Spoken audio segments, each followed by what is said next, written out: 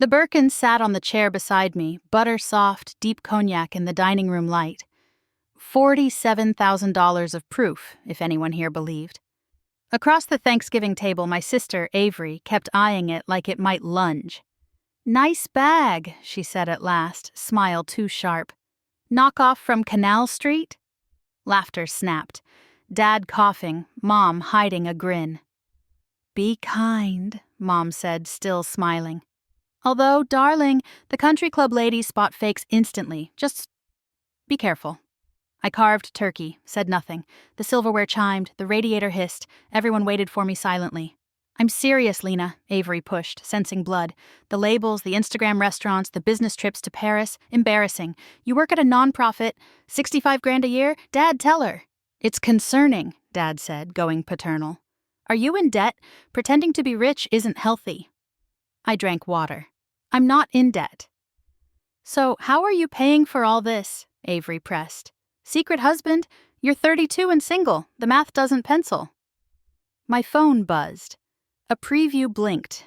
"Ethan Park, Counsel, Rowan Dynamics. Miss Rowan, confirming your instruction to sell 51% controlling shares Monday 9 a.m., unless canceled by Sunday midnight.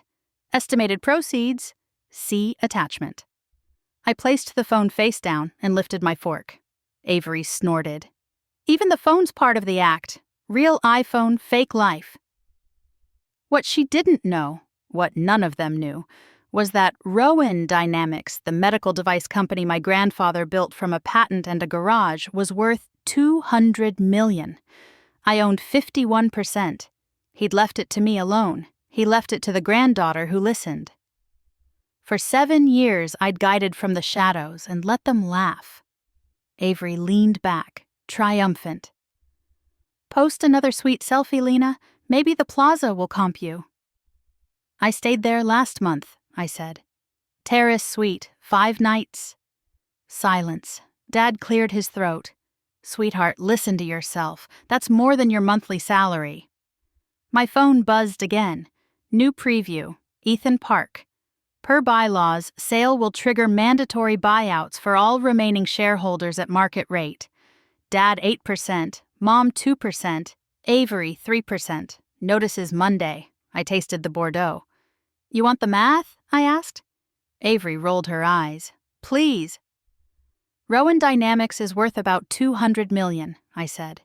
"I own 51%. Dividend last year to me, roughly $4 million. After taxes, 2.7, that's how." Avery laughed, then faltered when I didn't. "You're joking."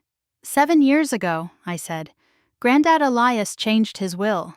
He left control to the granddaughter who sat in his workshop and asked why a heartbeat stutters. Not to the son who preferred contracts to circuits. Not to you, Avery, who preferred galas to drawings. Dad blanched. He was confused. We discussed.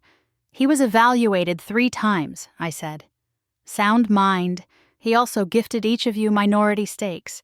You've been receiving quarterly deposits, labeled Rowan Administration." "Those aren't crumbs. They're dividends." Mom's napkin slid to her plate. "That's impossible." "You signed the proxy forms," I said. "You vote by not voting." Derek, my brother-in-law, finally spoke. "If this is true, dividend records would exist." "They do," I said, turning my phone so the email thread glowed. "Or call Ethan Park. Office is public." No one moved. I set my fork down. "On Monday, I sell, unless I cancel by Sunday at midnight." Chairs creaked. The clock ticked. The turkey cooled between us like evidence. By morning, my voicemail was a chorus. Dad's careful apology, Mom's shaking breath, Avery's fragile remorse. I slept badly. Woke to gray Manhattan and the Birkin like a witness. At 6:15, the doorman called. My family downstairs with coffee. I let them up. Dad carried a stack of reports. "We read everything," he said. "Minutes, proxies, dividend notices. You've been steering us, Lena. I'm sorry I didn't see."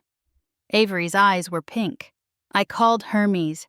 "Bernard remembers you. He says you never flinch. I do. I'm sorry."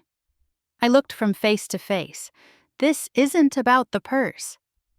"I know," Dad said. "About respect. About you." He handed me a document. A proposal. Take the CEO role. A board seat. We'll vote our shares with you. 64% united. I thought of Grandpa Elias at his bench, brass shavings in his hair. Use the power I'm giving you to protect what matters. I picked up my phone and called Ethan. Cancel the sale, I said. I'm keeping my shares. When I hung up, I set conditions. No more condescension, my nonprofit work continues. My life isn't a stage. They agreed quickly, as if a door opened. By noon, I drafted my note to the board. I have led from the shadows for 7 years. Effective immediately, I'll lead in daylight. First meeting Friday, 9 a.m. replies chimed. Welcome, relief, R&D. We suspected the ghost vote was you. That night, Avery texted her empty wrist. No Birkin, just a bracelet. Teach me, she wrote. Not taste, stewardship. I poured the last of the Bordeaux and looked at the bag. Real, but incidental. What mattered was visible now, not leather, not sweets, but the spine I used to keep a company and myself upright. And the room finally softened.